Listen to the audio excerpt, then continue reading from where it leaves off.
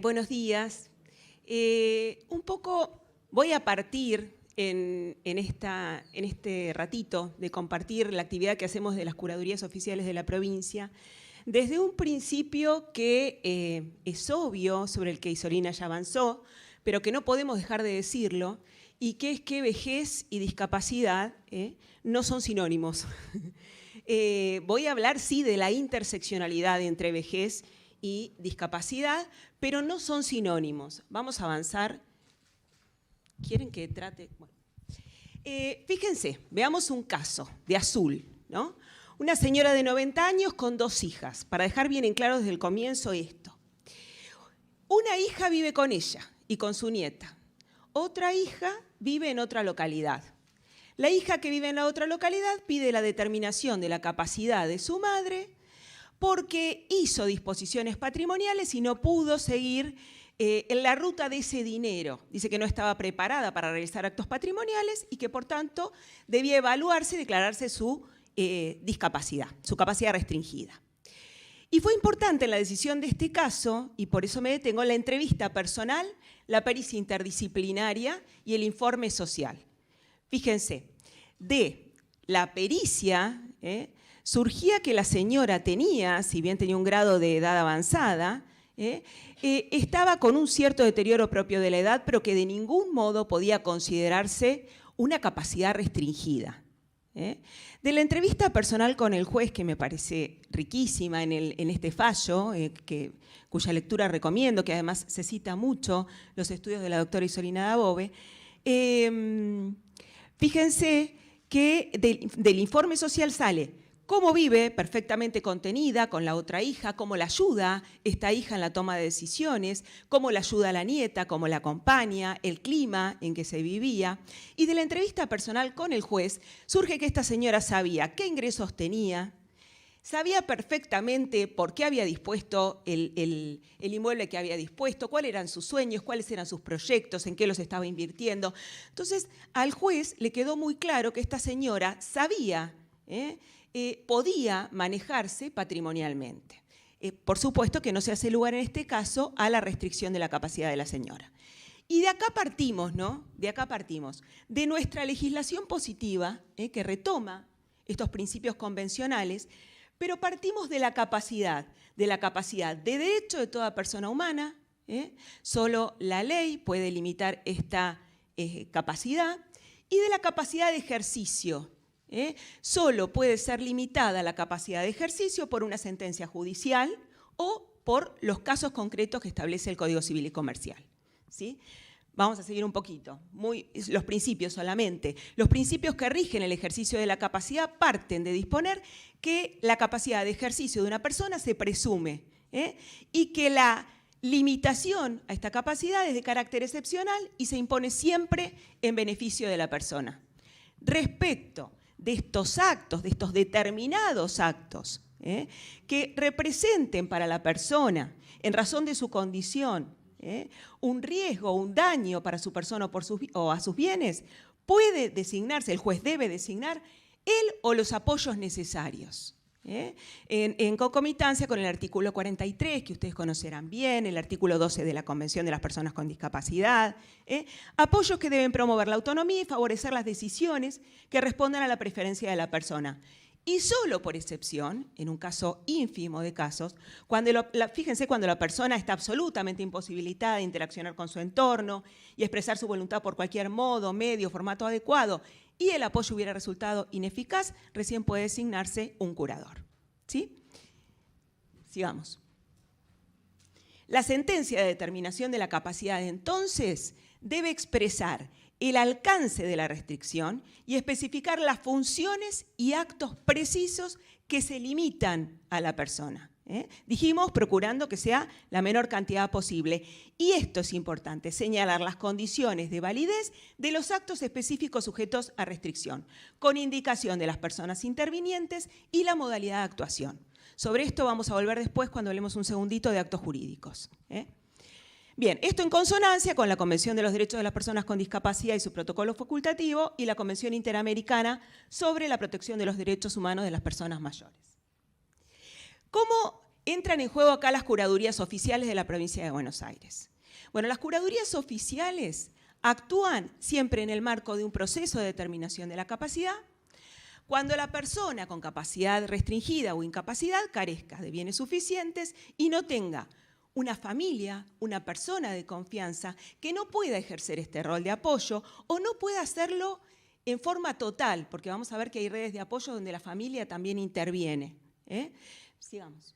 Hoy en la provincia de Buenos Aires tenemos 14, al día de hoy, curadurías oficiales con 5 delegaciones y asiste más de 6.000 personas, con un porcentaje muy alto de personas adultas mayores. Vamos. Entonces, ¿cómo se trabaja? Hay que aprender a mirar la realidad de una persona, a mirar la realidad de una persona que fíjense que puede estar atravesada por múltiples circunstancias, además de la edad, la discapacidad, el género, la pobreza. Fíjense, hay un informe muy lindo sobre el que no me voy a detener por el tiempo, pero que también recomiendo su lectura, de la doctora Catalina de Bandas Aguilar, informe de la Relatora Especial sobre los Derechos de las Personas con Discapacidad del año 2019, que habla específicamente de las personas adultas mayores y da consejos a los estados sobre las medidas a tomar en este aspecto. Sigamos. Entonces, restricción solo cuando es necesario y en la medida de las necesidades. Entonces, les traigo 3 casos concretos, para comenzar, de la Curaduría Oficial de Azul.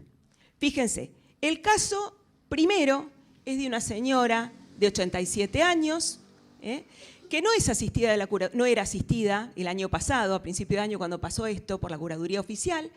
La secretaria de la Curaduría va a la casa a hacer una visita a su hijo de 60 años, que sí es asistido por la Curaduría Oficial, y levanta un acta, si querés pasarlo, levanta un acta para presentar al juicio de determinación de la capacidad del hijo, donde dice que observó en su visita, porque esto también es importante, ¿no? Una mirada integral, observó en su visita a la mamá de su asistido, que estaba desorientada, poco aseada, que decía que la cuidadora se estaba quedando con sus bienes, para que se tomen las medidas urgentes que fueran necesarias y todas las medidas necesarias para contrarrestar la necesidad de dependencia, que muchas veces no se necesita.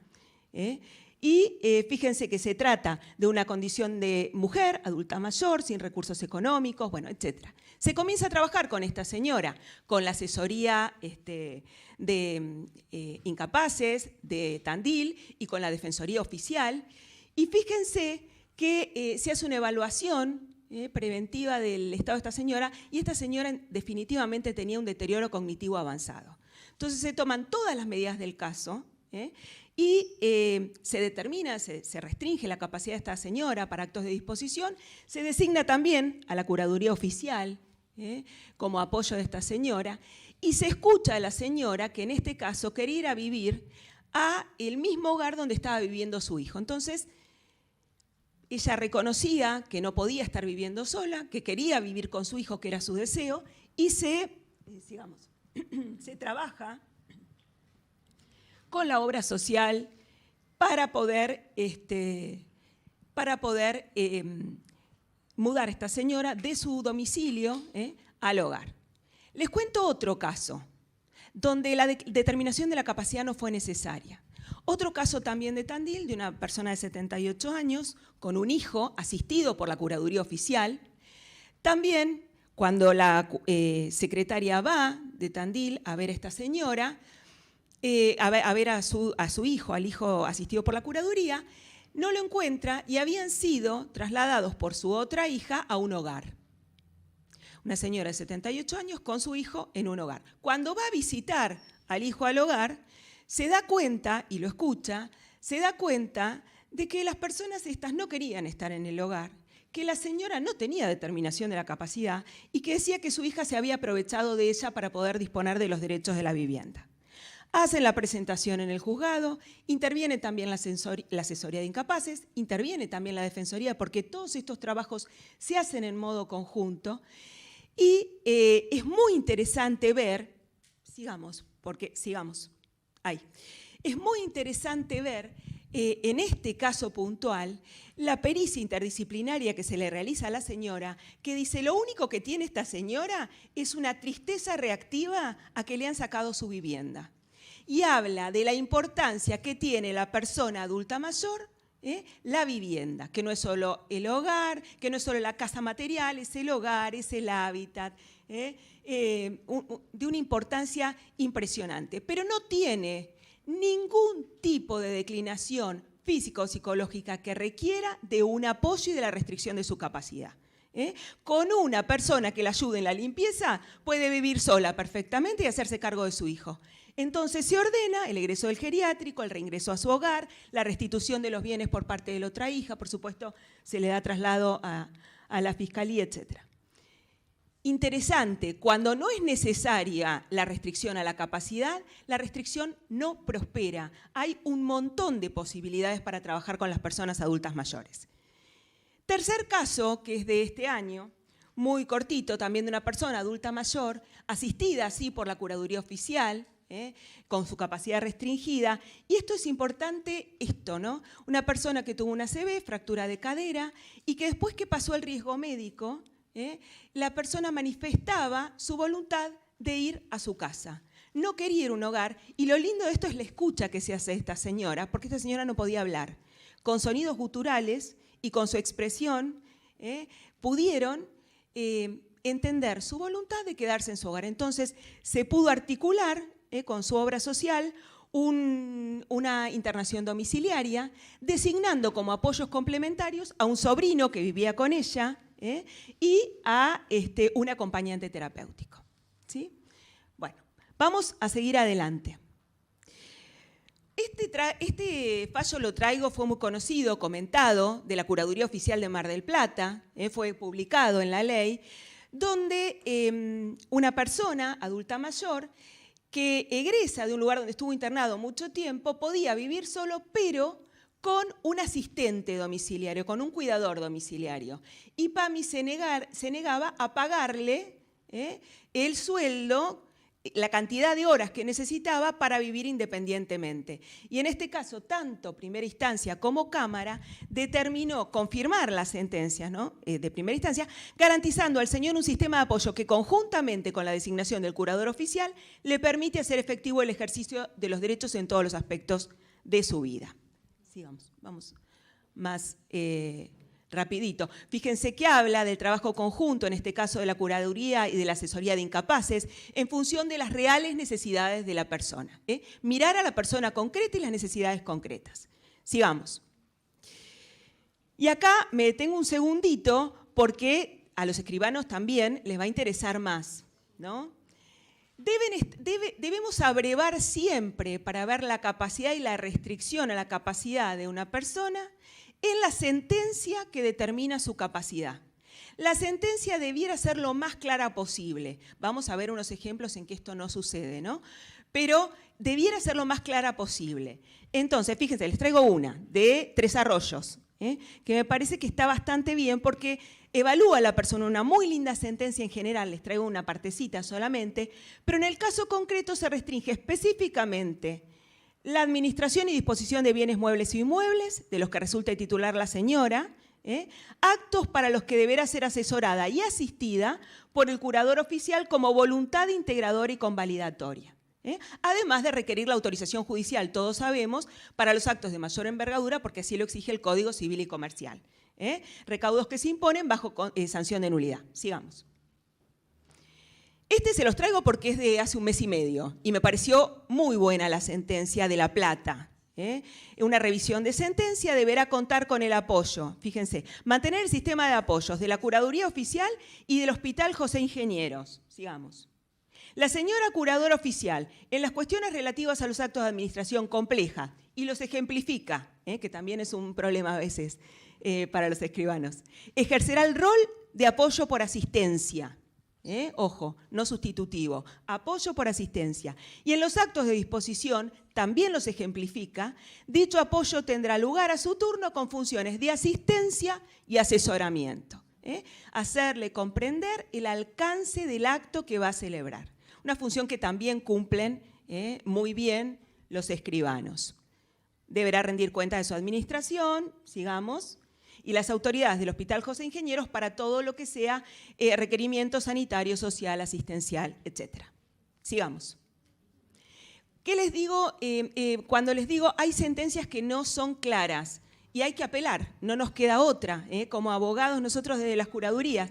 Fíjense, acá designaba la curaduría de Mercedes en los términos del artículo 43. El artículo 43 es amplísimo, es imposible saber qué se requería de la curaduría respecto a esta persona. Entonces, bueno, se apeló, sigamos, y se determinó que la persona requiere apoyo para efectuar actos de disposición, es decir, aquellos que puedan alterar o modificar sustancialmente los elementos que conforman su capital.